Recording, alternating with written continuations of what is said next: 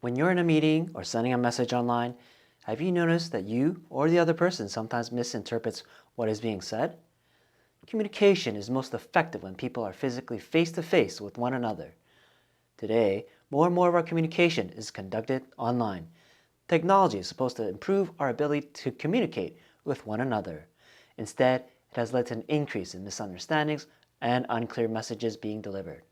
In this video, I'll tell you 2 things that you may never have thought of in order to deliver and understand communications clearly when face-to-face meetings are not always possible.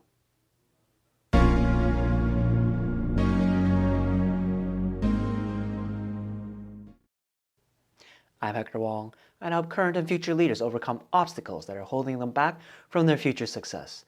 To stay up to date with my latest videos and helpful tips, make sure to subscribe to this channel by clicking the subscribe button. Also, check out the links in the description section below. A number of studies have shown that communications can be from 60 to 90% nonverbal. This can include body language, facial expressions, and tone of voice. These things cannot occur in an email.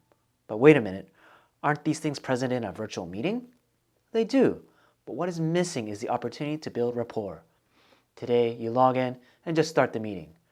When the meeting ends at the scheduled time, people log off and the interaction ends abruptly. The time to build and strengthen relationships is little to none. Communication between 2 people is more effective when a strong relationship is already in place between them. There are 2 simple things you can do to dramatically increase your ability to communicate clearly and reduce the chances of a misunderstanding from ever happening.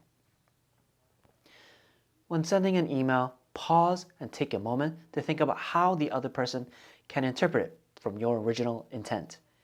Can the tone of your email be misinterpreted? Can your message be understood differently from what you're trying to communicate?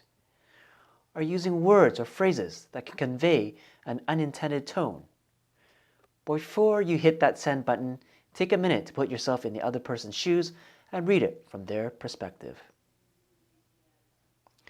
An online meeting can be more successful if the attendees know each other a lot better. They don't need to be best friends, but a sense of rapport can go a long way.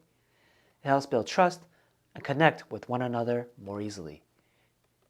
When it comes to virtual meetings, my advice is to share something personal about yourself and to learn something personal from your counterparts in the meeting.